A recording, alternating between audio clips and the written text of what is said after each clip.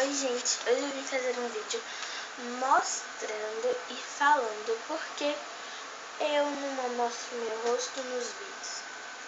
Em todo canal que eu tenho, sempre assim eu deixo uns vídeos sem eu mostrar meu rosto, porque para fazer curiosidade para as pessoas que estão assistindo e que elas vão se perguntar por que ela não mostrou o rosto nos vídeos. E quem me pediu esse vídeo para explicar foi Beth Santos Teixeira, que o canal dela é Babies da Mamá e Babies da Beth, porque ela e a amiga dela fazem um canal juntos. Eu vou mostrar para vocês.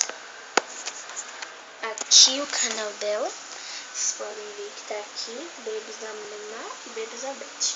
Em todos os vídeos dela aqui e da amiga dela, que é esse aqui. Eu espero que vocês gostem do vídeo e até mais.